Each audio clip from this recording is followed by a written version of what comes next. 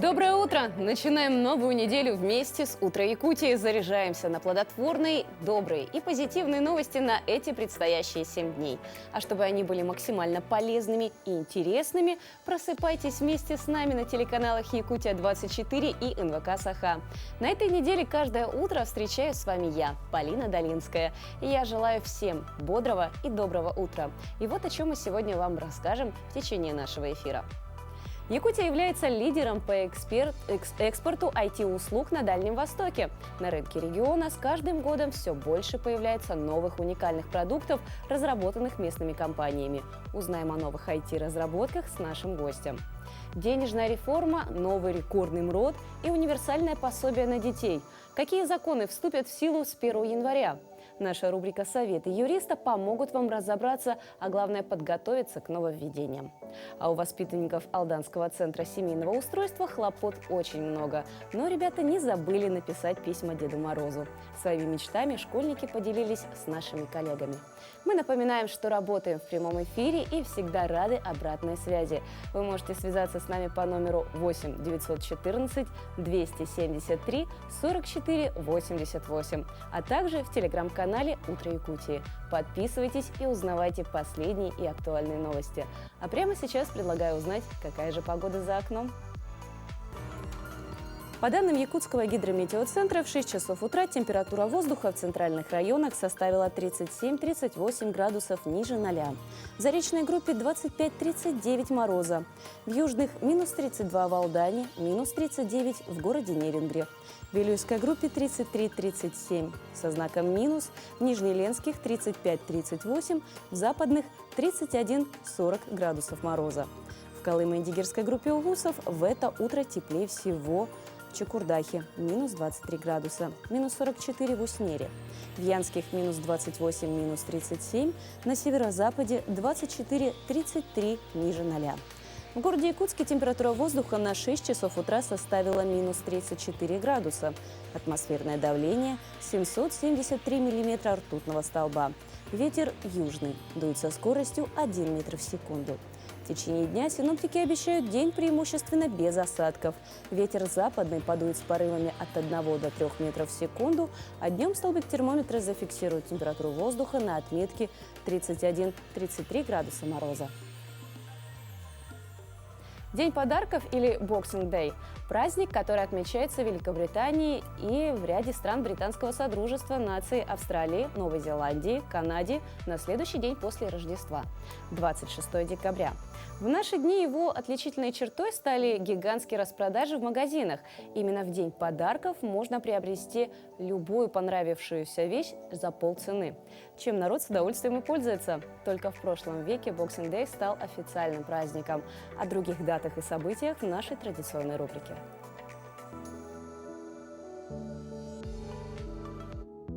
Сегодня отмечают Международный день подарков, Международный день крупье, День нытика, День охоты на сны, праздник голубого снега.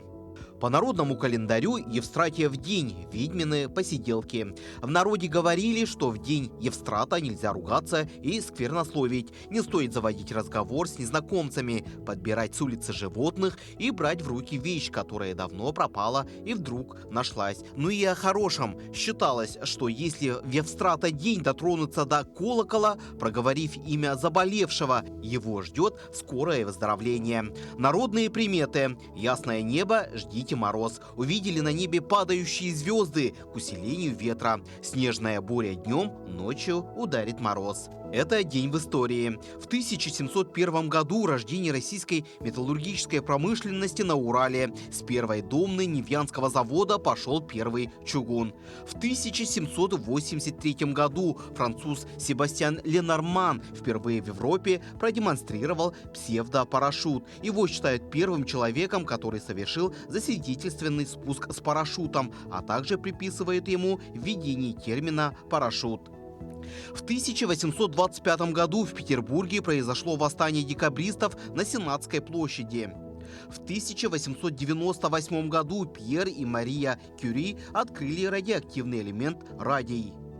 В 1931 году в Токио основана автомобильная компания Data Jidosha Tsuzo, переименованную в следующем году в Nissan. Первой продукцией компании были автомобили и грузовики, которые выпускались под торговой маркой Datsun. В 1946 году в Лас-Вегасе открылся отель «Фламинго», построенный знаменитым гангстером Бакси Сигел. С этого дня началось превращение Лас-Вегаса в мировую столицу игорного бизнеса. 26 декабря 1968 года завершено строительство Останкинской телебашни. В 1974 году в Советском Союзе объявлено о выдаче паспортов сельским жителям. А вот в 1991 году Совет Республики Верховного Совета СССР провел свое последнее заседание и принял декларацию, которой констатировал факт прекращения существования Советского Союза. В 2004 году создана энергетическая компания «Русгидро». В этот день родились: в 1791 году Чарльз Бэббидж, британский математик, изобретатель первой вычислительной машины. В 1893 году Мао Цзэдун, лидер Коммунистической партии Китая с 1943 года и руководитель китайского государства с 1949 года.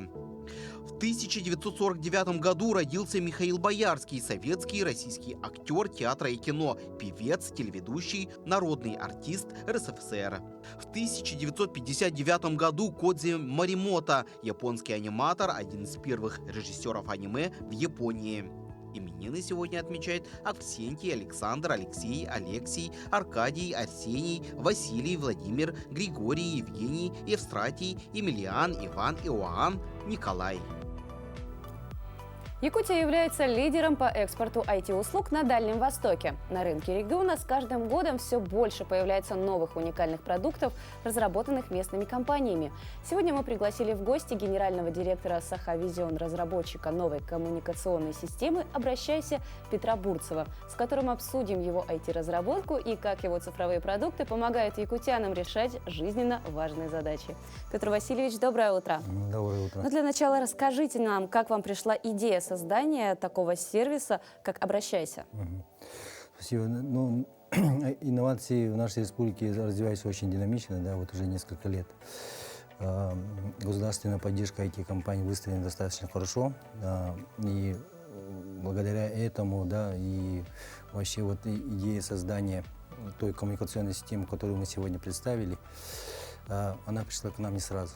Мы взяли не из воздуха, это опыт нашей десятилетней работы с органами местного самоуправления, с администрациями, со специалистами, да, с различными ведомствами, с гражданами, с бизнесом, взаимодействие. Да. И эта коммуникационная система, коммуникационный канал, так скажем, они представлены в виде приложения и цифровых кабинетов для специалистов администрации, в основном местного самоуправления, да. И сейчас существует очень много информационных систем, как государственных, так и коммерческих. И вот наша платформа позволяет тем же специалистам, тем же бизнесам, да, удобным для себя инструментом и как раз-таки ведение своей деятельности, своей работы. Кому это подойдет и как этим можно пользоваться? Могли бы вы привести пример? У нас существует 4 пользователя, да, это бизнес, власть, публичные лица, да, общественные деятели и самое главное это люди, наши люди, да, граждане. Простой пример – это гражданин решает свои ежедневные задачи, да, обращаясь в школы, в администрации, покупая товары и услуги у бизнеса, да, и для себя своим привычным инструментом, да, вот, является для него социальная сеть, мессенджер, да, и возможность покупать товары, вот, marketplace. А какие продукты входят в данную систему? Продукты входят, как я сказал, да, есть цифровой кабинет для бизнеса, да, и для специалиста администрации, например. То есть можно получать информацию о ведении бизнеса, да, всех вот налоговых выплат, вычетов? Да, это все ведение своего управления своими делами, да, вот, что касается с той стороны, где цифровой кабинет. А для гражданина это возможность обращаться. Любые ведомства, любой бизнес, друзьям, коллегам, да. Что касается власти, это также можно обратиться к кому-то из руководящих должностей, чиновникам с какими-то вопросами. Да, да, есть такая возможность, конечно же, да. Сколько уже пользователей вот в системе «Обращайся»? Сейчас около 200 муниципальных образований, да, администраций, да, и десятки бизнесов, сотни публичных, да, общественных деятелей и более 7 тысяч пользователей.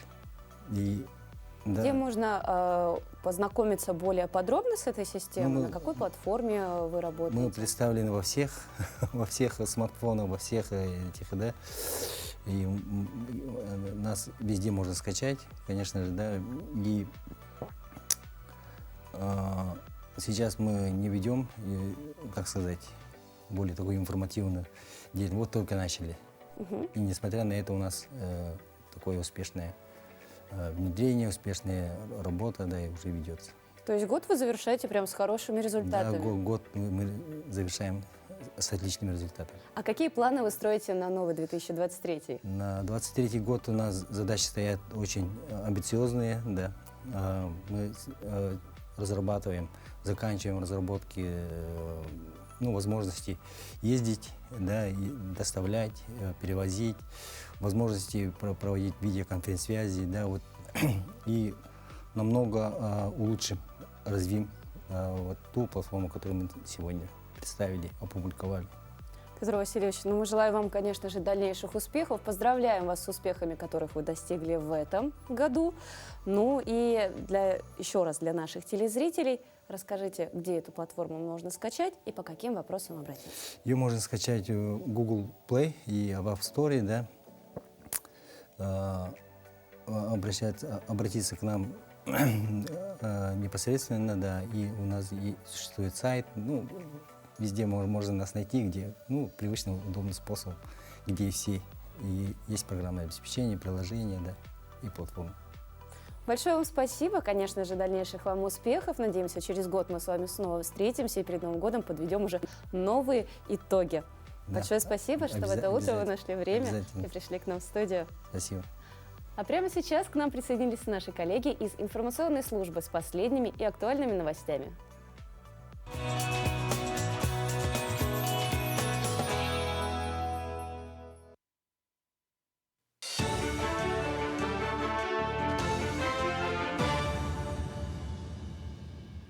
Вы смотрите новости. Доброе утро. Торжественное мероприятие, посвященное завершению года столетия образования Якутской ССР, 390-летию вхождения Якутии в состав российского государства, 125-летию выдающегося политического деятеля Максима Амосова и открытию нового здания Дворца культуры и духовного развития имени Максима Кировича Амосова состоялось на его родине в селе Намцы Намского Луса.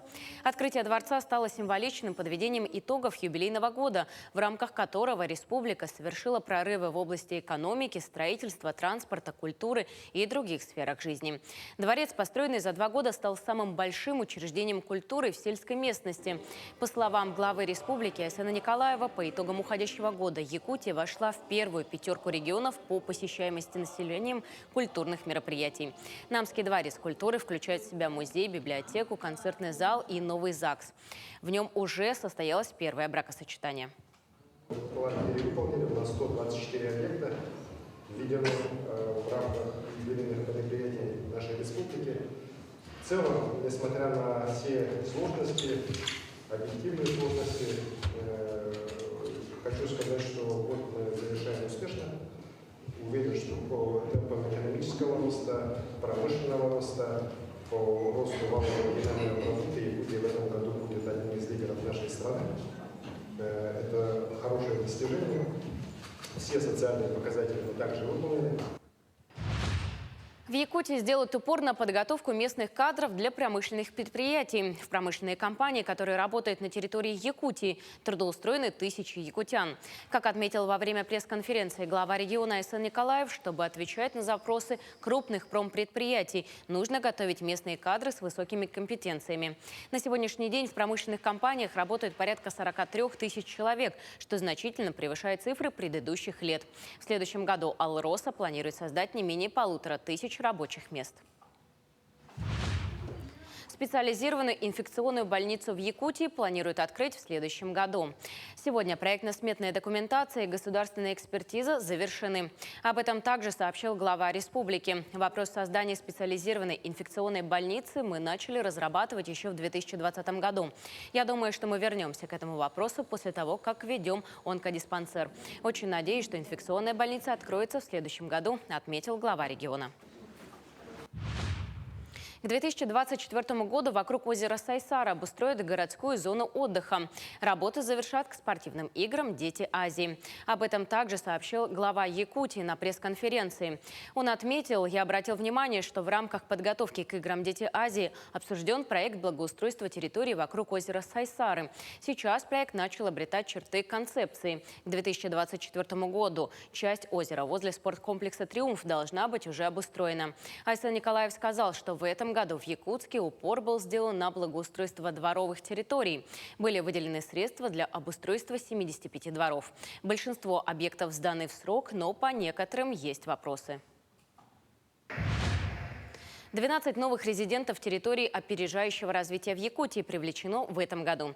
Якутские предприниматели активно осваивают освободившиеся ниши и выходят на всероссийский рынок. В этом плане отдельно можно отметить деятельность компаний «Якутский котловой завод» и «УРУ+». Расширенный механизм поддержки и инвестиционной активности субъектов малого предпринимательства. В декабре прошлого года на торт завершено строительство 2 универсальных производственных зданий с общей площадью более 2000 квадратных метров, что позволило привлечь еще 5 резидентов.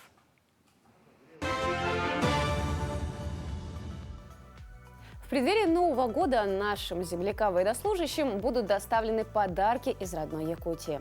В состав подарков вошли продукты якутского производства: чаи, варенье, мед, тушенку из местной жеребятины и говядины, сыры и сладости. Первая партия подарков уже доехала до наших ребят в Бурятию, а порядка 14 тонн груза со дня на день прибудут в Донецкий опорный пункт, откуда и будут отправлены по местам службы наших ребят.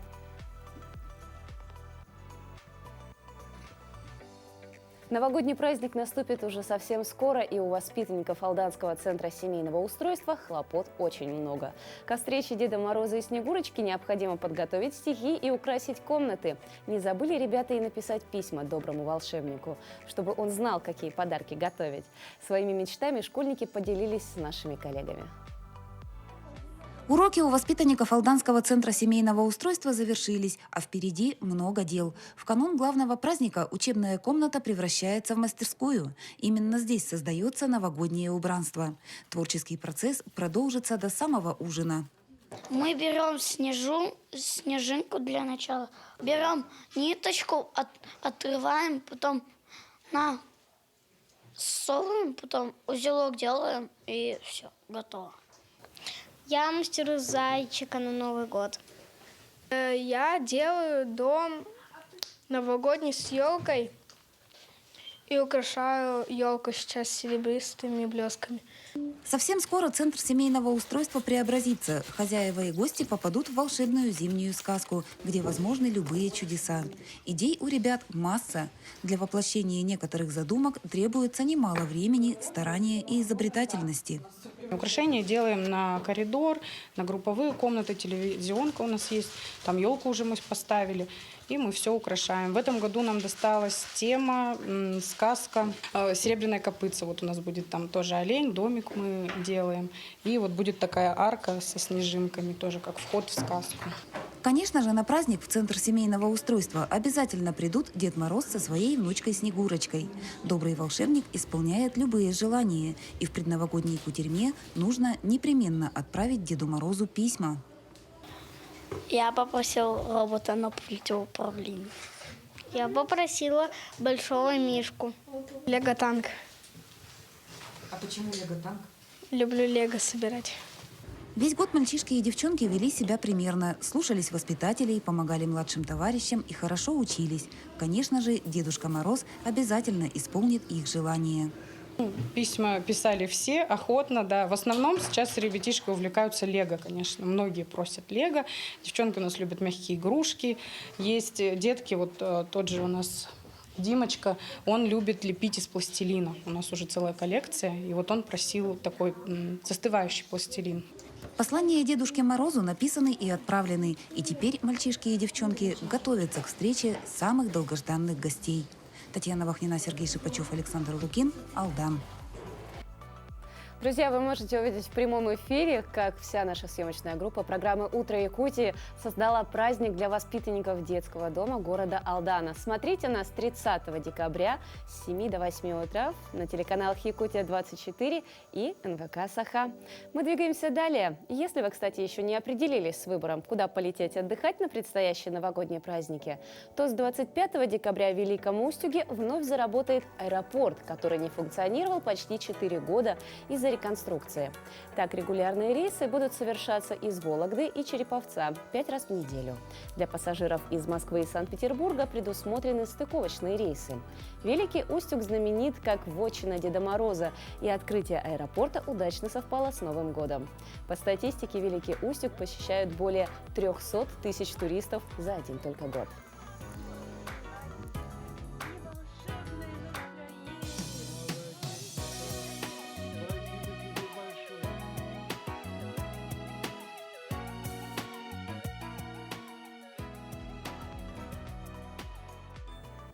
Давайте поговорим о приятном. Оказывается, и здесь существуют свои правила хорошего тона. Все мы любим получать подарки и, как дети, всегда с нетерпением открываем и смотрим, что же там внутри. Иногда разочаровываемся. Но когда очередь доходит до нас, и нам необходимо выбрать кому-то подарок, здесь возникают сложности. Что подарить, чем удивить? Давайте разберемся, что является хорошим подарком, а от чего лучше отказаться. Дарить цветы в горшочке – признак дурного тона. За исключением тех случаев, когда вы точно знаете, что человек хочет получить именно этот подарок. И все же лучше подарить букет свежих цветов. Всевозможные статуэтки дарить человеку, который не является коллекционером, не стоит, так как данный подарок в дальнейшем будет бессмысленно стоять на полке и пылиться.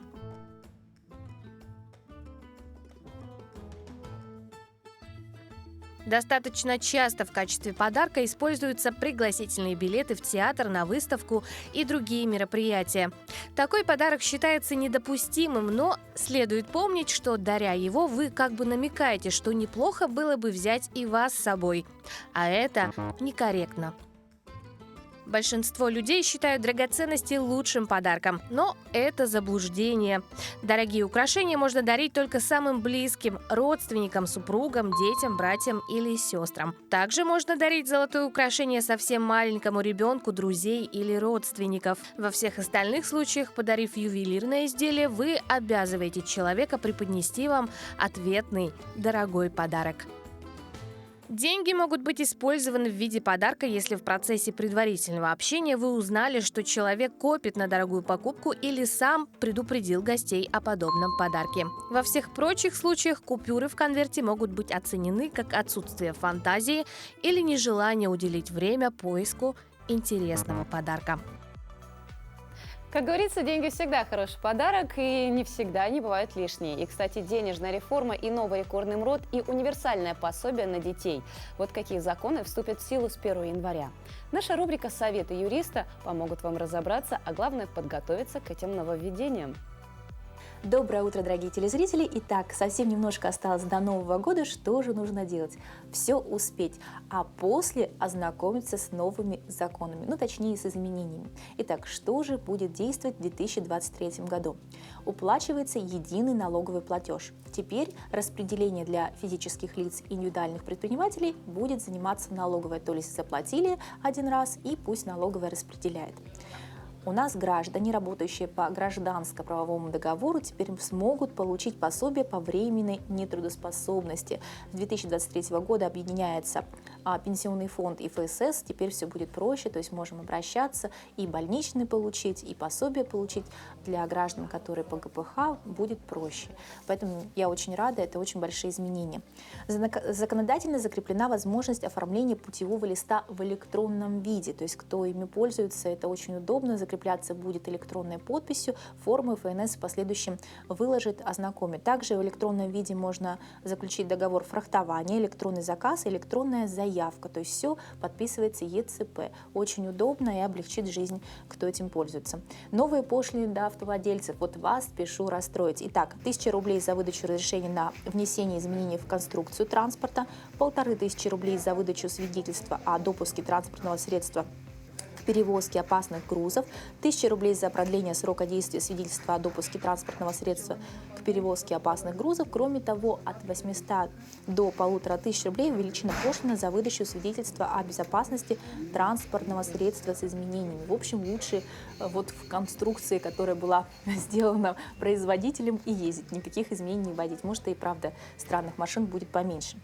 Граждане смогут регистрировать свой товарный знак. Давно хотели открыть свою фирму, присвоить товарный знак. Вот у вас теперь будет такая возможность. Очень удобно, красиво и для деятельности, конечно, актуально.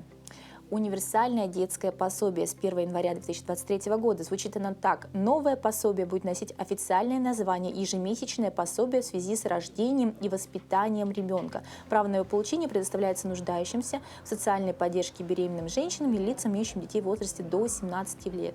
Кто получает? Беременные женщины, если срок беременности составляет 6 и более недель, одному из родителей, усыновителя, опекунов или попечителя ребенка в возрасте до 17 лет. Да? Также месячное пособие женщин, вставших на учет медицинской организации, пособие по уходу за ребенком, граждан, не подлежащим обязательному соцстрахованию, ежемесячные выплаты в связи с рождением до достижения возраста 3 лет. И вот все вот это вот теперь у нас будет называться одним пособием, и, соответственно, в оформлении будет намного проще. То есть будет особый перечень, по которому это пособие оформляется, будет меньше документов, что тоже удобно. Вот такие нововведения нас ждут в 2023 году. Это, конечно, не все, но самое интересное и самое насущное, так скажем, мы вам рассказали. Хорошего Нового года! Фарфоровые старинные статуэтки – ценный и дорогой антиквариат. Раньше такие украшения для дома могли приобрести только состоятельные люди.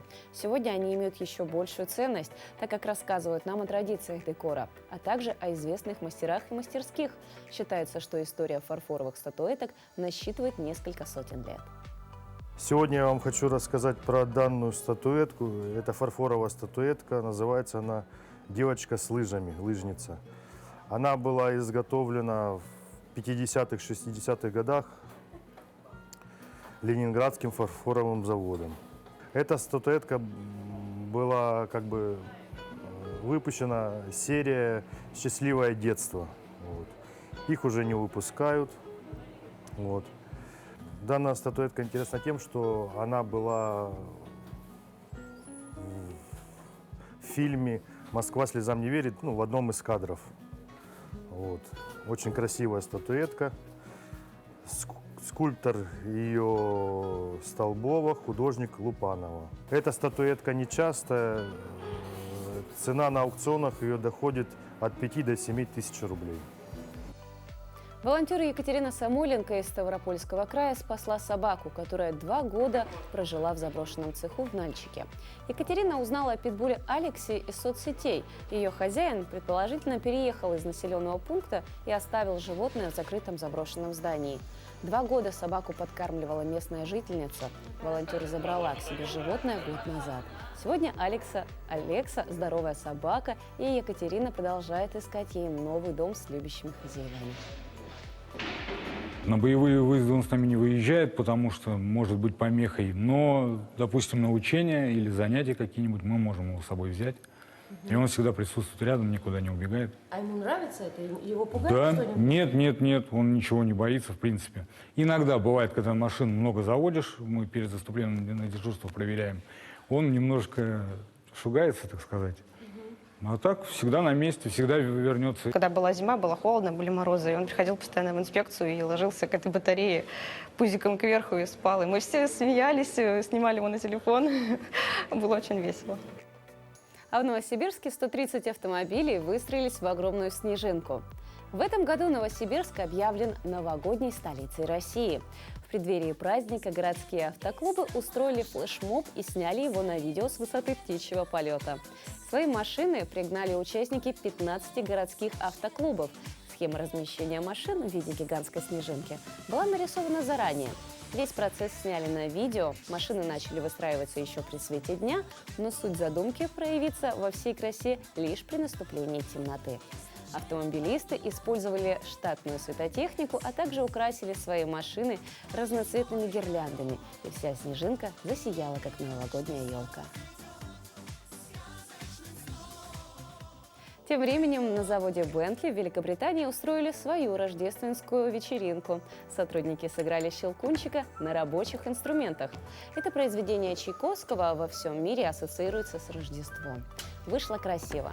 Гайковерты стрекочут, краскопульты шипят, чайная ложечка звякает о край кружки, карандаш дизайнера с хрустом поворачивается в точилке, сварочный аппарат с характерным звуком разбрасывает искры. И все это мастерски снято и нарезано таким образом, что складывается в знаменитую мелодию из балета «Щелкунчик». Вот что получилось в итоге.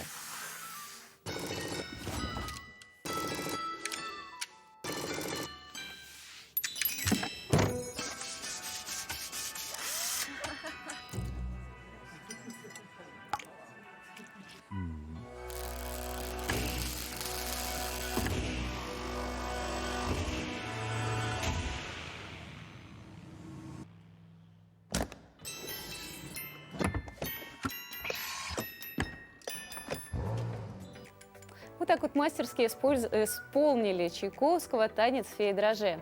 А вот открытие уникальной по своему содержанию выставки состоялось в Музее музыки и фольклора народов Якутии. Вниманию гостей представлена авторская коллекция старинных народных инструментов, собранная выдающимся композитором и педагогом Николаем Савельевичем Берестовым. Коллекция содержит более 100 экспонатов. Подробнее о собрании музыкальных раритетов расскажет Анна Пшенникова. 102 народных инструмента ручной работы. Настоящий клад, подаренный в прошлом году Музею музыки и фольклора Якутским музыкальным колледжем. Коллекция создана Николаем Савельевичем Берестовым, педагогом, композитором, хранителем музыкальных традиций. Она собиралась по крупицам в течение полувека и с 1973 года была частью класса музея в музыкальном училище. Выдающийся композитор, который в 1964 году приехал, закончив Уральскую консерваторию в нашу Якутию, и полюбил Якутию. И вся вот его произведения, все его произведения пронизаны любовью к нашему народу, самобытной культуре. Но помимо этого он был коллекционером, собирал по улусам музыкальные инструменты. Был выделен один класс, и при жизни Николая Савельевича Берестова он именно вот в этом классе учил своих студентов и рассказывал, показывая вот эти инструменты. В подборке есть разные инструменты – духовые, щипковые, струнные. Необычным для современного обывателя видом экспонаты под стеклом скорее напоминают волшебную лавку. И звуки, которые льются из-под смычка музыканта, запросто могут унести слушателя на пару столетий назад. Тут сразу видно, как мастера подходили к этой работе.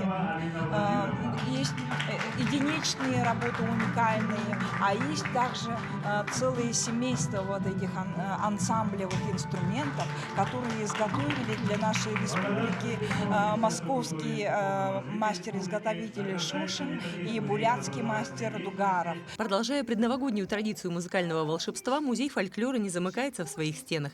Перед праздником музыка и народные инструменты сами идут к людям. Сегодня после презентации коллекции Берестова у нас есть ежегодная акция «Подари детям сказку». У нас есть свой кукольный театр при Музее музыки, и там мы показываем народные сказки северных народов, якогерские, венские, венкийские.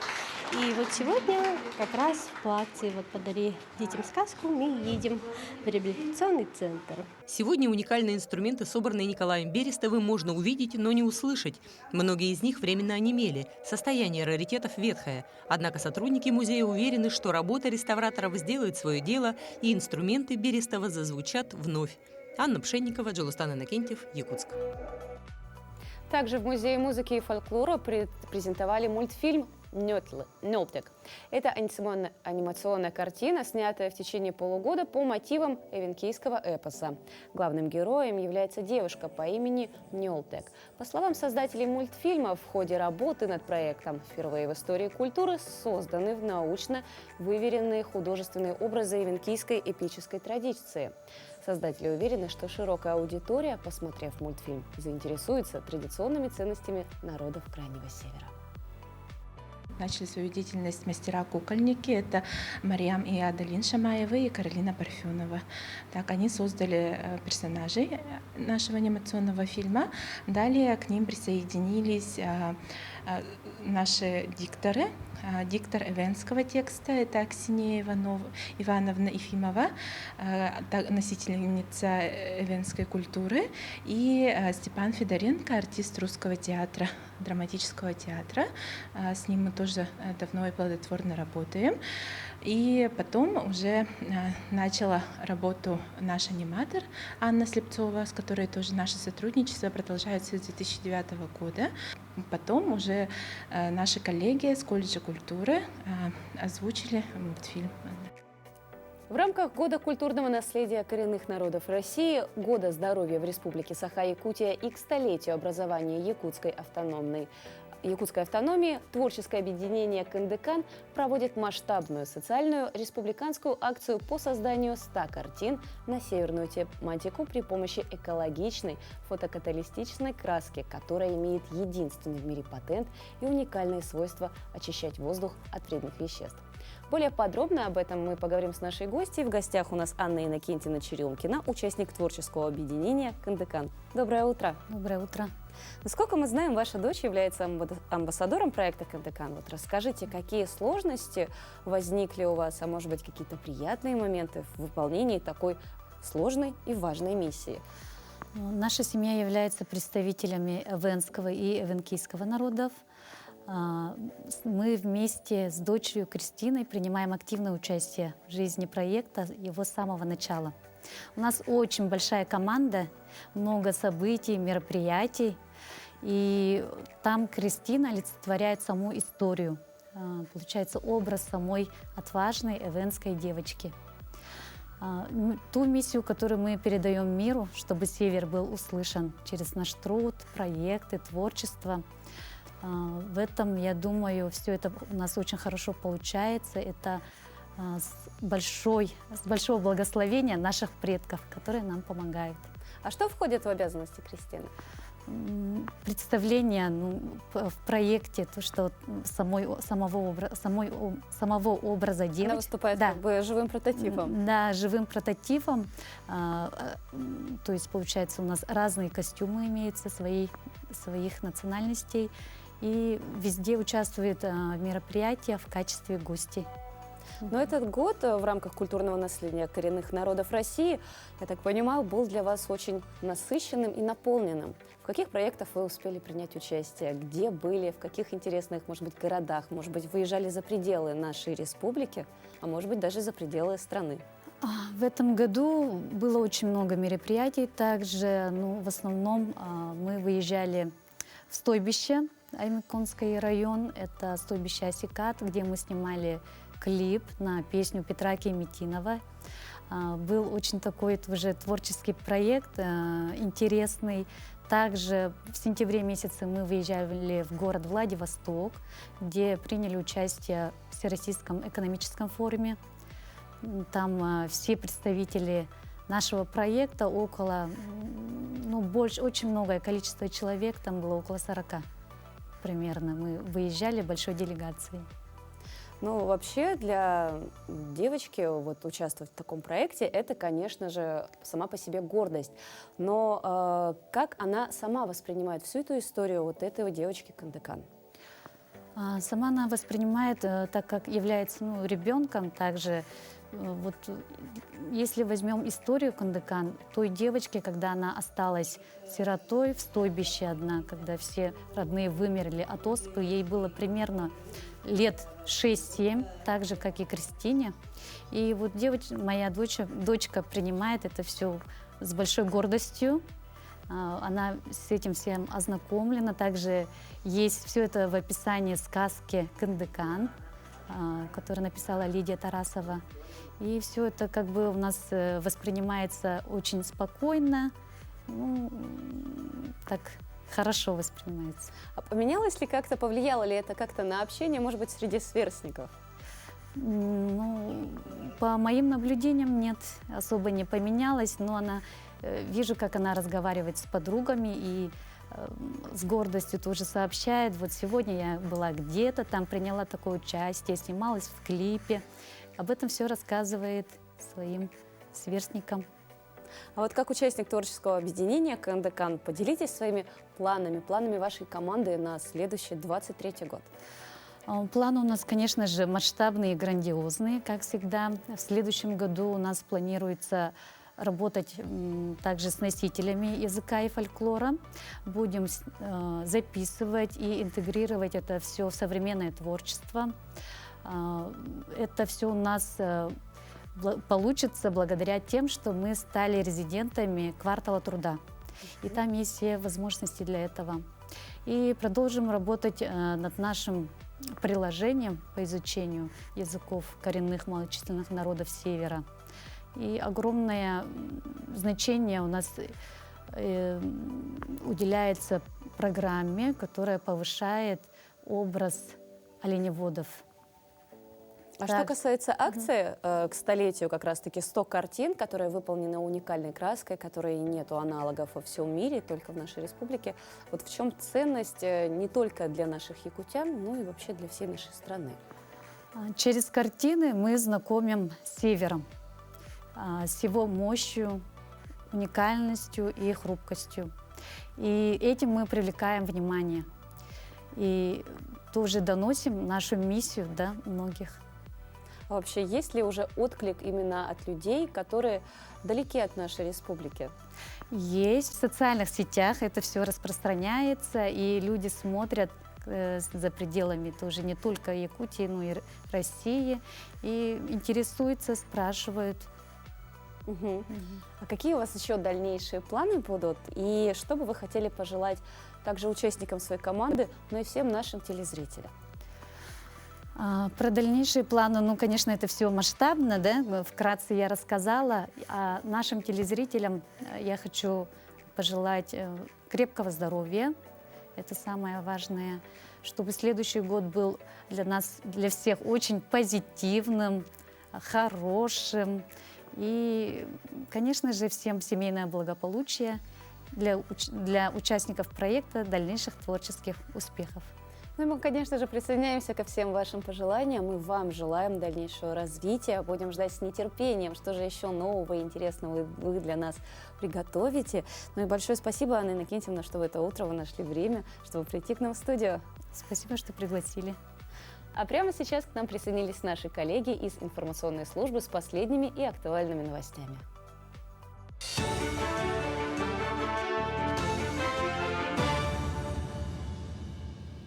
Доброе утро, в эфире новости. Правительство просубсидирует затраты участников промышленных кластеров, выпускающих импортозамещающую продукцию. Данное решение позволит поддержать отечественных производителей материалов, комплектующих и компонентной базы, работающих в составе промышленных кластеров. Кроме того, оно обеспечит восстановление нарушенных кооперационных связей в промышленности и простимулирует переход предприятий на отечественную компонентную базу, приводится в сообщении. С 1 января 2023 года такие предприятия смогут возместить до 50% затрат на приобретение стартовых партий комплектующих, произведенных другими участниками кластера. Общая сумма субсидий на одного заявителя может составлять до 150 миллионов рублей. В Якутске прошел Кубок Федерации национальных настольных игр республики, посвященный столетию образования Якутской ССР, а также 30-летию образования ассоциации «Сахада Спорт».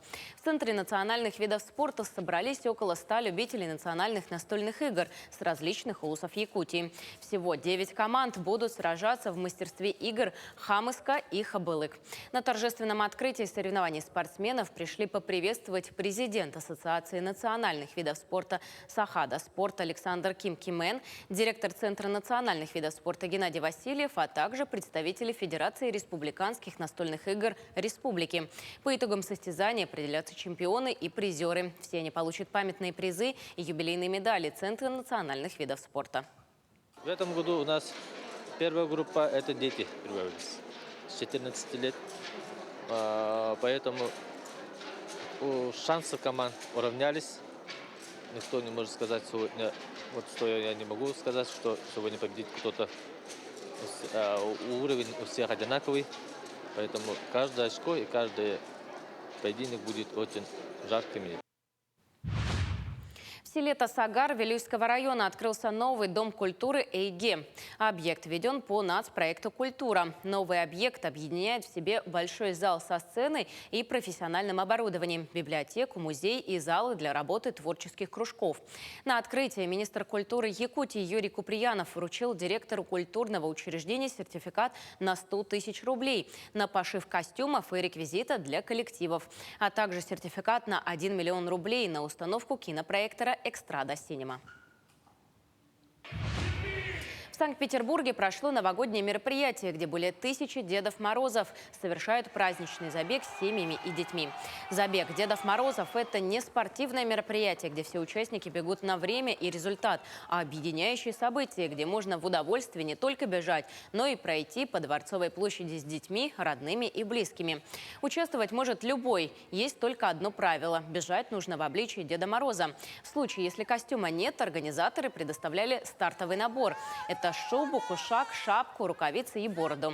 В забеге участвуют люди разного возраста, в том числе и дети. Для жителей культурной столицы это уже 6-й забег. В этом году подготовили трассу по Дворцовой площади в виде новогодней елки протяженностью 1250 метров. Перед стартом для участников провели танцевальную разминку. Празднично, по-новогоднему, спортивно, красиво и очень по-доброму. Праздников! Очень нравится, каждый год бегаю, всем рекомендую. Очень поднимает настроение. С Новым годом! Знаете, это наш первый опыт, но я считаю, что медаль эту заслуженно получили. Девчонки очень старались, эмоции, вот, новогоднее настроение у нас поднялось. Спасибо большое организаторам. На этом у нас все. Хорошего дня. В преддверии Нового года каждый сам создает себе новогоднее настроение. Этому может способствовать, если дома все украсить по-новогоднему, ну и, конечно же, поставить елочку. В Якутске стартовала продажа натуральных елок и сосен. Деревья к Новому году можно приобрести на базе Якутлесресурса. Всего в продажу поступило около 2000 деревьев. В ведомстве отметили, что елочки и сосны обычно раскупают все к 25 декабря. Поэтому стоит быстрее определиться с выбором. Редакция «Утро Якутии» узнала, где в Якутске продают живые елки, а продавцы и опытные покупатели рассказали, как ее ставить и как ухаживать за новогодней красавицей. До конца декабря осталось совсем немного времени. Это означает, люди готовятся к новогодним праздникам. А какой же праздник без новогодней елки? Мы сейчас находимся на территории Якутлесресурс, где, несмотря на холодную погоду, люди с утра пришли и покупают себе зеленую красавицу. Любитель живых елок Иван с утра уже на ногах. В этом году решил для детей сделать подарок и поставить дома настоящую ель из алдана. В морозное свежее утро главный атрибут праздника выбирал с душой. Еле вместил подарок в машину. Почему все-таки живая елка, не искусственная? Есть же сейчас же много выбора для человека. И большие, и маленькие. Да, запах хороший. И настроение поднимается. Детям нравится? Да, конечно. В этом году для создания праздничной атмосферы заготовлено около 1000 деревьев из Мегины-Кангаласского и Алданского районов. В прошлом году лесные пожары и засуха отразились на внешнем виде деревьев. В этом году, благодаря обильным дождям, пушистые сосны и ароматные ели отличаются лучшим качеством. Искусственные деревья еще не полностью вытеснили натуральные елки, которые по-прежнему остаются фаворитами новогоднего праздника. Еще будет завоз. Постараемся на этой неделе мы сделать это. Ценовая политика у нас начинается сосны от 1000 рублей, ели от 1200. Покупают те люди, которые хотят видеть праздник у себя дома, как бы, так, чтобы это было, ну, как ощущалось, что это Новый год. Для запаха, чтобы украшения хорошо висели. Заготовки новогодних деревьев начинаются еще осенью. Зимой рубить хвойные не рекомендуется, поскольку с них осыпятся все иголки. Работники Якутлесресурс к транспортировке относятся максимально бережно, чтобы довести дерево в целости и сохранности до покупателей. При желании можно вырубить елку самостоятельно, однако для этого необходимо будет обратиться в якутское лесничество, чтобы получить официальное разрешение. Это не рекомендуется, потому что пока ее будешь спиливать, она все иголки отпадут. А так, да, с лесничества нужно взять билет на лесозаготовку, то есть разовый билет, чтобы заготовить сосну. В морозное утро горожанка Лилия Васильевна делится воспоминаниями. Живая ель – это и образ детства, и ностальгия по советскому прошлому. Приехала в Якутию по распределению. Вспоминает, в советское время не было искусственных елок, поэтому для нее живые ветки со стойким ароматом – это путешествие в детство. Это хороший очень антисептик, защищает нас от простудных заболеваний. Вот в настоящее время тем более. Такой аромат стоял в прошлом году, такое наслаждение получила от елочки. Просто прелесть. Продавцы отмечают, сосна является самым беспроигрышным вариантом для украшения дома, поскольку она может простоять намного дольше, чем другие виды деревьев. Даже если поставить их сейчас, они простоят и после праздника и будут продолжать дарить новогоднее праздничное настроение. Ирина Григорьева, Илья Сыромятников, Якутск. А вот московские коммунальщики уже украсили город к Новому году и Рождеству. Здесь работы начались с 14 декабря и будут идти вплоть до окончания новогодних праздников.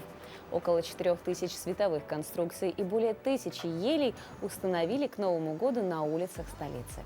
Световые тоннели, фигуры сказочных персонажей каждый вечер наполняют центр Москвы особенной атмосферой. Так Красная площадь всегда украшается с ностальгическими нотками. Особенно красиво в ГУМе.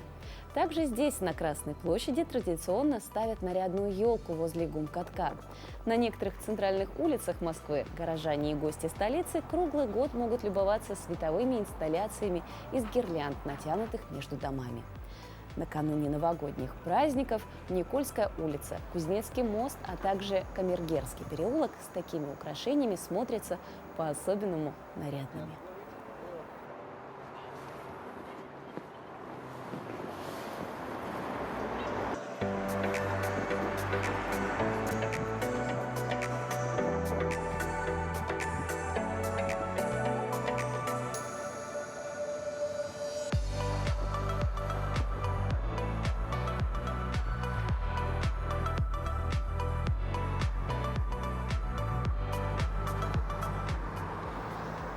На такие украшения не только приятно смотреть, но и рядом с ними очутиться. Ну а вы, друзья, конечно же, не забывайте, что главные площади нашего города также украшены по-новогоднему ярко и сказочно. Отправляйтесь в эти дни, пока есть хорошая погода, вместе со своими родными и близкими, делайте потрясающие фотографии, чтобы запомнить эту зиму, этот Новый год. Ну а что касается погоды, друзья, то прямо сейчас мы можем узнать, что же синоптики нам на день сегодняшний предсказали. По данным Якутского гидрометеоцентра, в 6 часов утра температура воздуха в центральных районах составила 37-38 градусов мороза. В Заречной группе минус 25, минус 39, в южных минус 32 в Алдане и минус 39 в Нерюнгре. В Вилюйской группе 33-37, в Нижнеленских 35-38, а в западных 31-40 градусов мороза. В Колымо-Индигирской группе Улусов минус 23, минус 44. В Янских минус 28, минус 37, на северо-западе 24-33 мороза. В городе Якутске температура воздуха на 6 часов утра составила 34 градуса ниже 0. Атмосферное давление 737 миллиметров ртутного столба. Ветер дует южный со скоростью 1 метр в секунду. Преимущественно без осадков в течение дня. Ветер западный подует с порывами от 1 до 3 метров в секунду. Днем столбик термометра зафиксирует температуру воздуха на отметке 31-33 градуса мороза.